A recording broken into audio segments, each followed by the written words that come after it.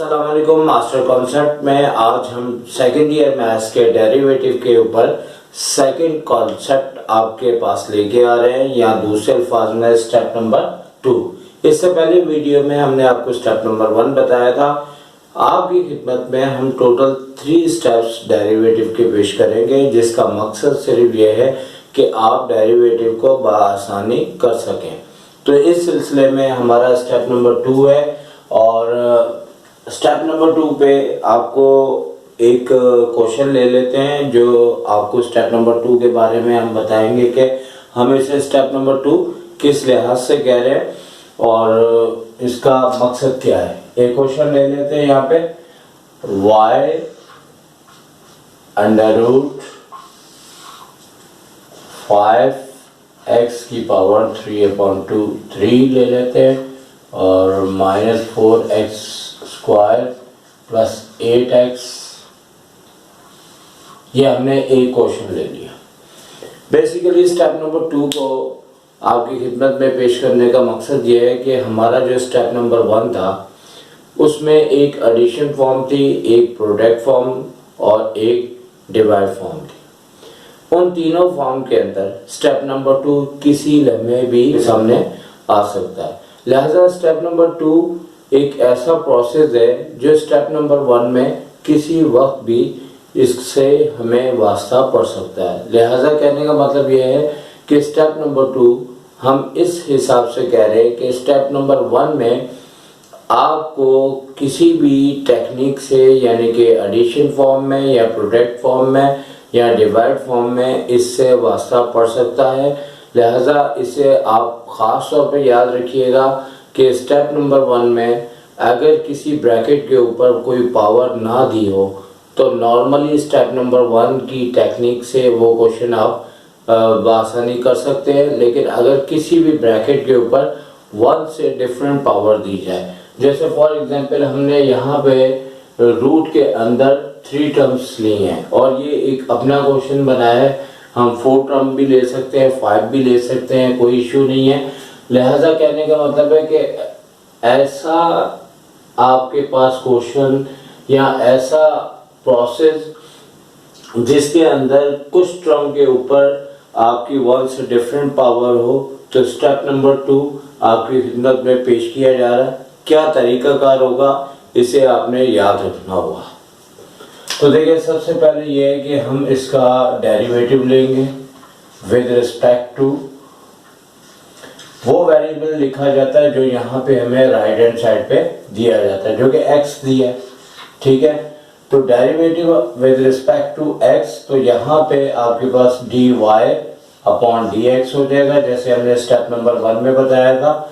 और यहाँ d/dx लगाएंगे और हम इसका रेट ऑफ चेंज मालूम कर रहे हैं। और स्टेप नंबर 2 फिर हम बता दें कि जैसे ये रूट है, अगर हम इसे हटाते हैं तो इसकी वैल्यू, रेडिकल वैल्यू 1/2 ब्रैकेट के ऊपर लगाई जाएगी। तो हम आपको जो समझा रहे हैं वो बेसिकली ये है कि आपको 2 टर्म, 3 टर्म, 4 टर्म दी जाए और ब्रैकेट के ऊपर पावर 1 से डिफरेंट हो, तो स्टेप नंबर 2 आपको फौरन अप्लाई करना होगा। ठीक है, और अब आप देखें इसका तरीकाकार क्या है।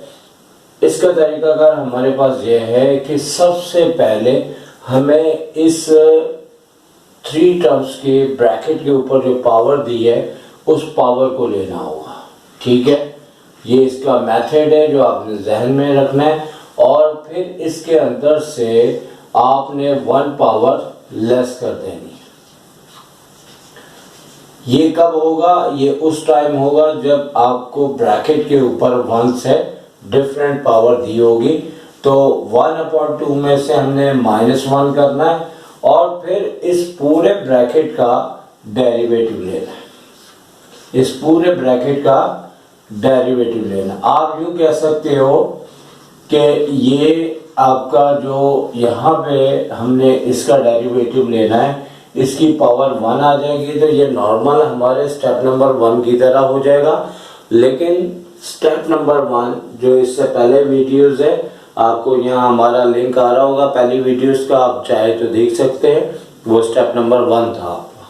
तो उसके अंदर हमने इसको किया था कि ये डेरिवेटिव बासानी मतलब तीनों का डेरिवेटिव निकाल देगा, यानी कि तीनों से मल्टीप्लाई होने के बाद डेरिवेटिव आ जाएगा। लेकिन यहाँ जो स्टेप नंबर 2 में बात है वो ये है कि जब आपको 2-3 टर्म्स दी जाएं और पावर 1 से चेंज हो, जैसे 1/2 है, 5 पावर है, 7/2 है, 1 से चेंज पावर हो, तो आपने ये प्रोसेस करना है। क्योंकि आज की वीडियो आपके लिए स्टेप नंबर 2 बिल्कुल सिंपल है, लेकिन बात को गौर से सुनना है। सबसे पहले याद रखने वाली बात है कि इसकी पावर हमने लेनी है और इस पूरे टर्म्स को ब्रैकेट को लिखना है और लिखने के बाद इसकी पावर में से 1 लेस कर देना। हाँ, एक बात है कि अगर इसकी पावर 7 हो, 6 हो, 9 हो, फिर आपको पता है कि बहुत आसानी से हम फौरी तौर पे एक लेस भी आसानी से कर सकते हैं। लेकिन अपॉन में हो तो करना फिर भी 1 है माइनस, और अगर वैसे हो 7, 6 फिर भी -1 करना है। ये डेरिवेटिव का तरीकाकार है, रेट ऑफ चेंज है। और उसके बाद हमने जो भी पावर होगी उसके बगैर वो ब्रैकेट आगे लिख के उसका डेरिवेटिव लेना है।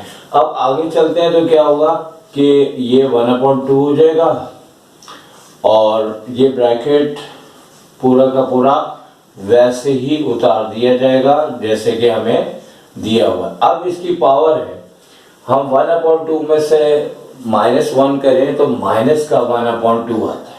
ठीक है, सेकेंड ईयर लेवल पे आपको ये बातें डायरेक्ट करनी आनी चाहिए, क्योंकि नेगेटिव करने मतलब 1 नेगेटिव में, हाफ पॉजिटिव में है तो नेगेटिव का हाफ बाकी रह जाएगा। अच्छा, इसके बाद ये है कि जैसे हमने स्टेप 1 आपको बड़ी डिटेल में बताया था कि यहाँ पे सबसे पहले 5 लेते हैं, फिर d/dx करके x की पावर क्यूब का डेरिवेटिव 4 साइड पे ले लिया, d/dx और x का स्क्वायर प्लस d8 पहले लिखेंगे और फिर उसके बाद d/dx और x। ओके, और नेगेटिव पावर अगर आए तो पूरे मैथ्स का रूल है कि वो ब्रैकेट की पावर को पॉजिटिव करना होता है। तो अब क्या है, जैसे ये 1/2 था तो 2 तो नीचे ही है, ये नेगेटिव पावर है तो नीचे आके ये पॉजिटिव करनी होगी, जबकि अगर पॉजिटिव है तो ये ऊपर ही रहेगी, नीचे नहीं आएगी। लेकिन नेगेटिव होने के ऊपर नेगेटिव होगी तो आपने इसे पॉजिटिव करना होगा। ठीक है भाई, तो ये सिलसिला आपके पास हो गया और इसका हम डेरिवेटिव ले लेंगे जो न्यूमिनेटर में चल रहा सिलसिला। पावर को इस नंबर से मल्टीप्लाई करेंगे, 15 हो जाएगा। और यहाँ हम बासानी देखें 3 पावर है तो 1 लेस करेंगे तो स्क्वायर बच जाएगा और फिर उसके बाद dx/dx। अक्सर लोग ये शो नहीं करते, लेकिन जब आपको ये पावर लेस करके दिखानी होती है तो एक स्टेप में आप इसे डिवाइड करके भी डेरिवेटिव को dx/dx दिखा दे, आपके लिए बेहतर होगा।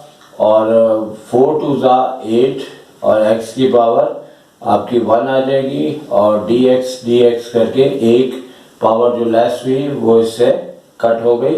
इसी तरह यहाँ पे 1 पावर है तो 8 1 8 हो जाएगा और आपको बताया था कि कांस्टेंट का डेरिवेटिव 0 होता है। ठीक है, और dx डायरेक्ट यहाँ पे भी कट सकता है, अगर चाहें तो यहाँ पे काट दें इसको, क्योंकि सभी को हम यहाँ पे ही कट कर रहे हैं तो यहाँ पे कर देंगे। अब हमें क्लीन करके लिखना है इसको। तो क्या होगा कि इसको जब हम लिखेंगे तो 1 से कोई भी चीज़ मल्टीप्लाई होती है 1 आ जाती है, और याद रहे कि इसके अपॉन में जो है वो क्या आ रहा है, 1 आ रहा है। अंडरस्टूड मान होता है। तो यहाँ पे आ जाएगा 15x का स्क्वायर माइनस 8x और प्लस का 8। अच्छा, अपॉन में क्या आ रहा है, 2 आ रहा है। और अगर हम चाहें तो इसे रूट में भी लिख सकते हैं, क्योंकि 1/2 हमें पता है रूट में होता है, रूट में वैल्यू लिखी जाती है इसकी। और 4x स्क्वायर है प्लस 8x, तो ये हमारा आंसर आ गया। बस आप ये इसमें देख लें, फाइनली कुछ कॉमन तो नहीं आ रहा, क्योंकि ये 2 है तो 8 और 8 तो 2 कॉमन दे सकते थे, 15 चूँकि कॉमन नहीं दे सकता था, तो लिहाजा आंसर आने के बाद आपने इसे अलजबरा वाइज देखना है कि कोई मज़ीद सिंप्लीफाई तो नहीं होता, अगर होता है तो करेंगे। तो इस तरह से हमारी बुक की एक्सरसाइज 4.2 में आपके जो है ना एक्सरसाइज 4.2 में क्वेश्चन नंबर 1, इसके अंदर आपके 4 पार्ट्स हैं, 1 to 4। तो ये 4 पार्ट्स आप अब कर सकते हैं, क्योंकि हमने स्टेप नंबर 1 में आपको रूल समझा दिए और स्टेप नंबर 2 में एक उन रूल्स के अंदर एक प्रॉब्लम आना वो आपको सिखा दिया। तो स्टेप नंबर 2 में बेसिकली हमने स्टेप नंबर 1 का एक इशू बताया कि जब हमारा किसी ब्रैकेट से वास्ता पड़े और उसकी पावर 1 से डिफरेंट हो, तो हमने इसी तरीके से इसका डेरिवेटिव निकालना है, जिस तरह के आपको बताया। तो आपने ये देखा कि, और ये भी नोट कर लें क्वेश्चन, और आपने देखा कि ये बिल्कुल सिंपल तरीका है, कोई इसमें मुश्किल नहीं है, और इससे रिलेटेड आप अपने क्वेश्चन बना के भी कर सकते हैं। आप बुक के बहुत ही कम आपको क्वेश्चंस दिए हैं, आप जैसे यहाँ 1/2 पावर लगाई है, आप 1/3 लगा लें, या 7 पावर लगा लें, या 9 पावर लगा लें, कोई भी पावर लगा लें, ठीक है, तो आप आसानी इसे कर सकते हैं। तो भाई आज तो इस वीडियो में बहुत ज़्यादा हमें टाइम नहीं लगा, और हमने स्टेप नंबर 2 फौरन बता दिया, और अब आप अपनी बुक के भी क्वेश्चन ट्राई करें, अच्छे खासे कर सकते हैं। और इंशाल्लाह नेक्स्ट वीडियो में हम स्टेप नंबर 3 के साथ आएंगे, और वो ट्रिग्नोमेट्री से रिलेटेड स्टेप है, और वो बहुत ज़्यादा इम्पोर्टेंट है। और इंशाल्लाह 3 स्टेप्स के बाद आप डेरिवेटिव में, जैसे एक बच्चा बोलना सीख जाता है, आप डेरिवेटिव में एक क्वेश्चन को करना सीख जाएंगे। तो इजाज़त चाहेंगे, सर शाहिद को इजाज़त दीजिए। टेक केयर, अल्लाह हाफिज़।